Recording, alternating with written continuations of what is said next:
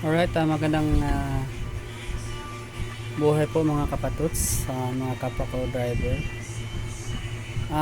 Bali may itatanong lang pa ako sa ah, pamunuan po ng isang asosasyon, kung willing po ba tayo na tulungan po ang isa nating member katulad ko po na nangangailangan ng tulong. Kasi po sa ngayon ay hindi na ako makapag maneho or hindi na ako makapaghanap buhay kasi naratay ako sa banig ng karamdaman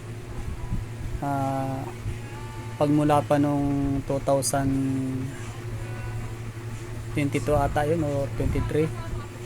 So hindi tayo makapaghanap buhay So tanong ko lang po kung pwede po ba akong humingi ng tulong sa asosasyon, lalong lalo na po sa asosasyon ng PIPTODA or Pinamalayan Tricycles Drivers Association sa pamumuno po ni Pangulong Alan Maramot. Ewan ko po kung natatandaan niyo pa ako. Dati naman po akong pumipila dyan sa may triangle. So matagal na tayong hindi nakakapamasada dahil nga sa ating karamdaman sa ngayon. Siguro nakikita niyo ako paminsan-minsan or napapansin na nakakapagmaneho ng motor o tricycle, pero hindi na po tayo nakakapaghanap buhay sa napakahabang panahon kasi nga may nararamdaman tayo. So tanong ko lang po naman ito, sa mga kinauukulan po kahit na po hindi PIPTODA or anumang asosasyon dito sa buong Pilipinas, kung pwede po bang humingi ng tulong ang isang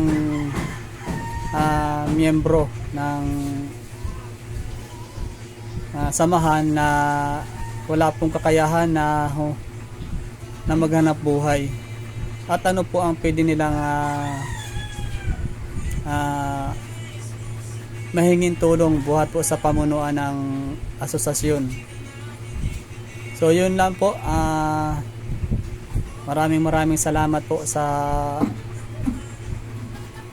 panahon na inyo pong ibinigay para po sa panonood ng akin pong video na ito. Sana po ay mag-ingat kayo palagi sa inyong paghahanap buhay, sa inyong pagmamaneho. Iwasan po natin ang magkaroon ng karamdaman kasi napakahirap po. Alam ko po na yung iba po dyan sa atin, kapag umuulan, sinasamantala ang pagkakataon para kumita kasi yung iba po dyan ay takot sumuong sa ulan, pero yung iba po ay sinasamantala para magkaroon po ng kita kasi maraming pasahero o maraming mga driver na pinipilit magbiyahe kahit na malakas po ang ulan. So iwasan po natin yan kasi po pag siningil po tayo ng ating katawan dahil po sa ating susumikap na kumita ay mahirap po pag tayo siningil. Yung maghapon po tayong nakabilad sa araw tapos bigla tayong maulanan ay pasmang subo po ang tawag po dyan sa atin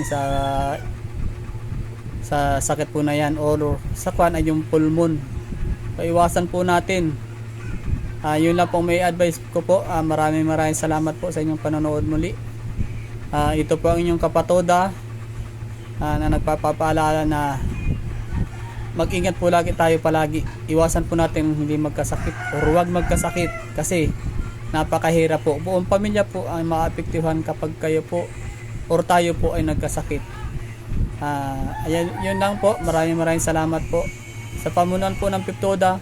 Ingat po kayo palagi, lang lalo na po kay Pangulong Alan Maramot at kay Vice hindi ko makon kung anong, basta kay Vice Taba. Maraming salamat po. Ingat kayo. Bye bye.